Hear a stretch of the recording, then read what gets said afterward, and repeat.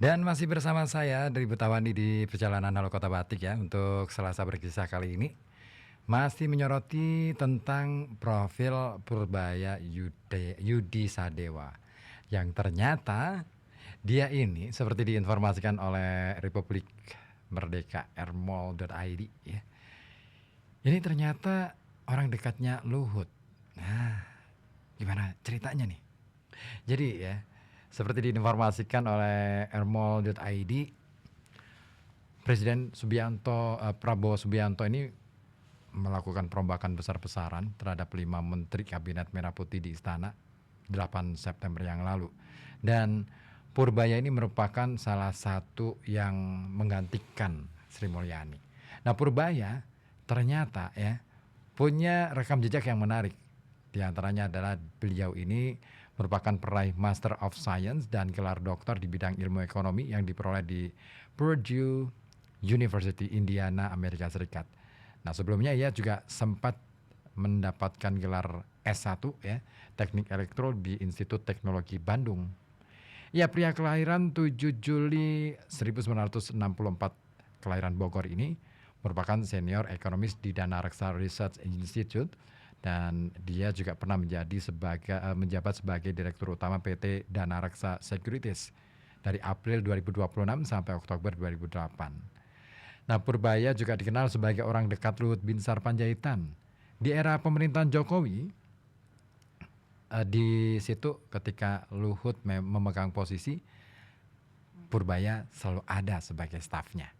Nah, pada Maret 2015, Purbaya ditunjuk sebagai Deputi 3 Bidang Pengelolaan Isu Strategis Kantor Staf Presiden oleh Kepala Staf Kepresidenan Luhut Binsar Panjaitan. Dan ia hanya menjabat sampai September 2015. Kemudian pada November 2015, ditunjuk sebagai staf khusus bidang ekonomi Menteri Koordinator Bidang Politik, Hukum dan Keamanan yang kala itu dijabat oleh jabatan Menko dipegang oleh Luhut juga.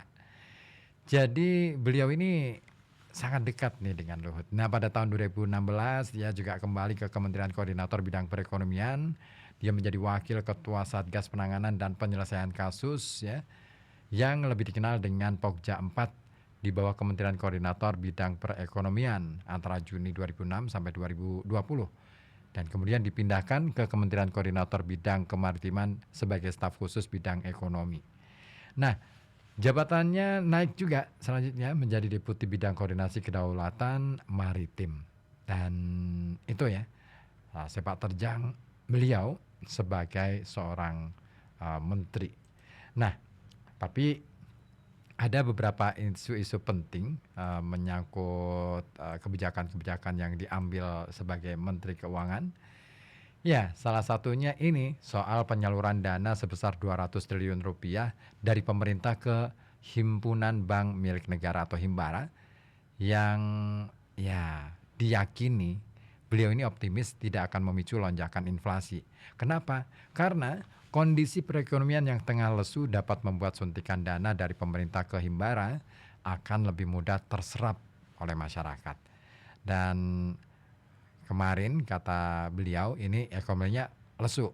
Nah, dengan itu pasti akan ada serapan yang dan itu belum menimbulkan inflasi sampai mungkin beberapa tahun ke depan sampai pertumbuhan ekonomi bisa mencapai di atas 6,5 sampai 6,7%. Dan ini yang beliau sebut sebagai demand pull inflation.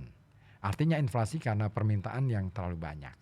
Nah, meski begitu kawan, Purbaya mengakui lonjakan inflasi ini bisa saja terjadi saat pemerintah menyuntikkan dana ke sistem perbankan. Namun, hal ini hanya akan terjadi jika suntikan dana yang diberikan pemerintah berlebih atau terlalu banyak.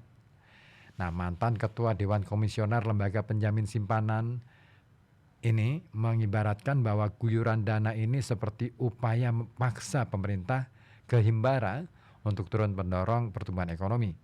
Dengan paksaan itu, mau tidak mau, bank akan memikirkan bagaimana caranya agar dana dapat tersalurkan melalui penyaluran kredit maupun pembiayaan. Gitu ya. Jadi akhirnya mengajak serta perbankan untuk ikut mikirin nih ekonomi Indonesia mau diapain gitu. Cerdas juga sih. Nah, ia juga menyinggung kebijakan pemerintah tahun 2021 ketika pemerintah menyuntikkan dana besar-besaran melalui program pemulihan ekonomi nasional untuk mengenjot pertumbuhan ekonomi. Hasilnya tak hanya ekonomi mampu tumbuh dengan resilient, penyaluran kredit juga terakselerasi. Dan dia paksa ya sistem bekerja dengan dikasih bahan bakar, kalau nggak dipakai ya harus bayar gitu, balikin gitu. Jadi ini sebetulnya prinsip dasar dari monetary policy. Sebagian orang bilang kalau uang diinjek sistem akan menimbulkan inflasi. Ya mungkin kalau jangka panjang dan uangnya kebanyakan, kata dia. Jadi menurut Purbaya, ketika uang bertambah ke sistem dua sisi akan bergerak. Yang pertama, tentunya likuiditas bertambah dan itu otomatis pelan-pelan bunga di pasar akan turun. Yang tadinya orang naruh uang di bank senang karena bunganya tinggi, pasti akan turun karena banknya juga kelebihan duit. Ya banyak yang narik nih. Nah, pada kondisi ini, suku bunga simpanan maupun kredit juga akan berpotensi mengalami penurunan. Alhasil, ketika bunga bank turun, masyarakat akan cenderung menggunakan uangnya untuk berbelanja. Ah, gitu. Oke deh. Nah, lalu apalagi efek dari kemungkinan-kemungkinan yang dampak yang bisa ditimbulkan dari kebijakan ini?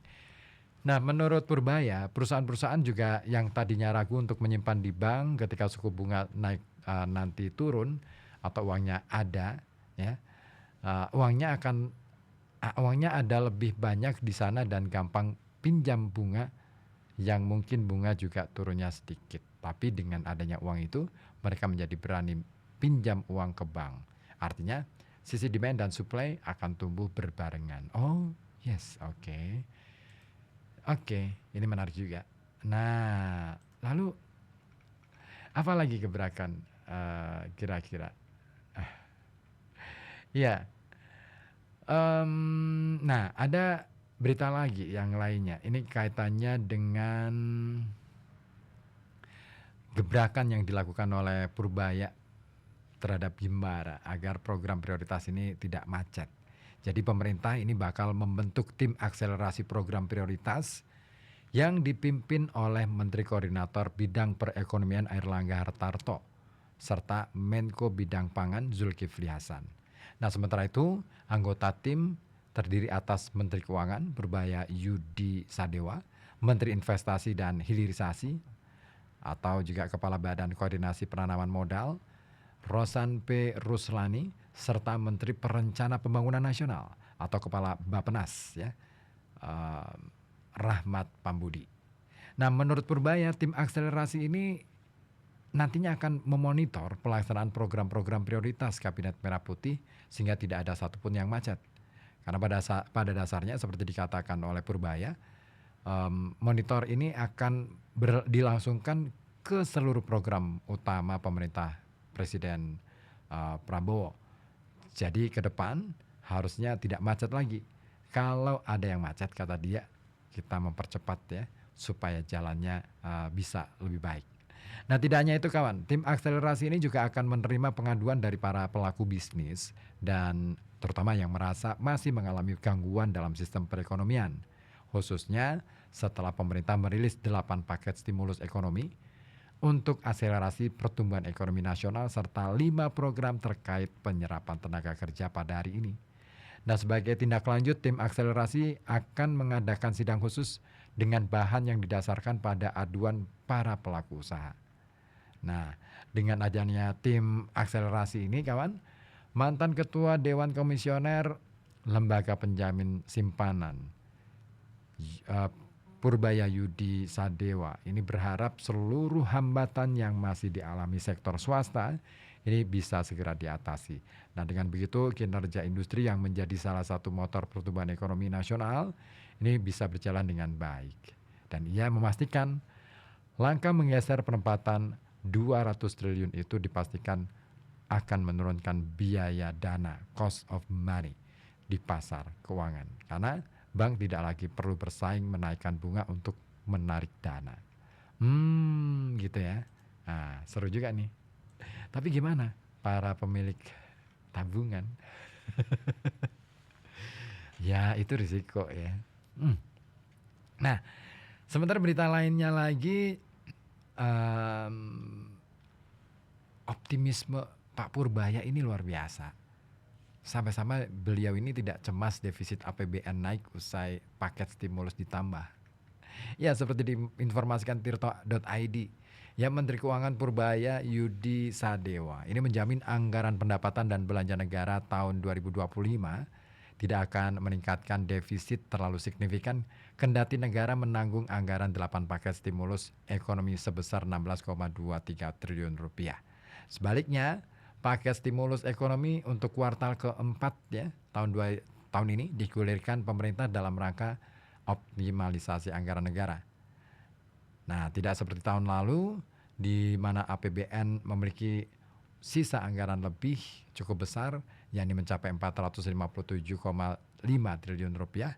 Anggaran yang tersedia ini akan digunakan untuk mengerek pertumbuhan ekonomi di sisa tahun 2025. Nah, tidak hanya itu kawan, ketika paket stimulus ekonomi efektif mendorong ekonomi di kuartal keempat 2025, bisa jadi justru akan berdampak positif terhadap defisit anggaran. Dalam hal ini, defisit itu dapat mengecil sejalan dengan ekonomi yang tumbuh lebih tinggi. Nah, pada kesempatan itu Purbaya juga menegaskan bahwa anggaran yang digunakan untuk membiayai paket stimulus ekonomi berasal dari anggaran 2025 yang belum dioptimalkan dan bukan dari utang. Ya. Adapun untuk mengakselerasi pertumbuhan ekonomi di kuartal keempat tahun ini, pemerintah ini telah meluncurkan program paket ekonomi yang terdiri dari 8 program akselerasi dan 5 program terkait penyerapan tenaga kerja dengan total anggaran mencapai 16,23 triliun rupiah. Sementara itu sebelumnya, Menteri Keuangan Sri Mulyani memproyeksikan defisit APBN 2025 sebesar 2,78% dari PDB atau setara dengan 662 triliun rupiah. Lebih tinggi dari defisit APBN 2024 yang sebesar 2,29% dari PDB atau setara 507,8 triliun rupiah. Ya harapannya kita ikutan optimis aja deh ya. Ya karena apa sih yang bisa dilakukan oleh masyarakat seperti kita selain ya berharap bahwa kondisinya semakin membaik sehingga kita bisa lebih tentram menjalani kehidupan kita sehari-hari. Minimal bekerja dengan tenang, dengan apa ya istilahnya ada harapan yang masih bisa diandalkan gitu ya. Iya dong. Karena apa sih senjata paling ampuh dari orang-orang kecil seperti kita ini selain harapan, ya nggak sih? Iya deh. Dan kawan, pukul 17.00 nanti ya kita akan bersama di RKB, kita akan jelang RKB sore di kesempatan sore hari ini ya. Hanya di FM 91,2 Radio Kota Batik, News Interaktif Solutif. Dan pastikan Anda tetap menyimak informasi-informasi terbaru yang kami siarkan di program-program lainnya seperti RKB Malam, RKB Pagi, dan RKB Sore. Nah, 4 informasi sudah kami siapkan untuk kami hadirkan ke ruang dengar Anda di RKB Sore.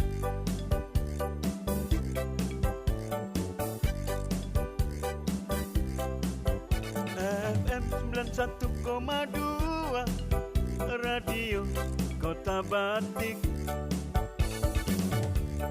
News Interaktif Solutif.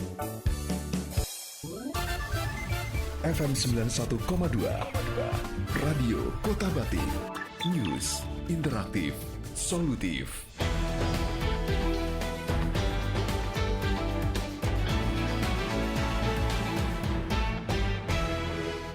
Dari meja siar FM 91,2 Radio Kota Batik, inilah ragam kabar berita sore.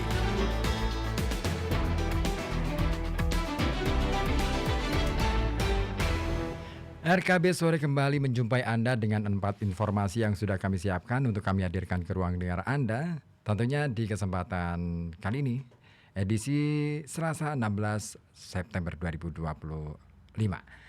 Informasinya diantaranya adalah fanatik hidupkan kembali permainan tradisional lewat dolan bareng. Diikuti dengan informasi berikutnya, 968 siswa ikuti lomba MAPSI SD tingkat Kota Pekalongan Dan dilanjutkan dengan informasi produksi gabah Kota Pekalongan mencapai 6.000 ton. Serta informasi terakhir, wasit di Kota Pekalongan ikuti pelatihan C3.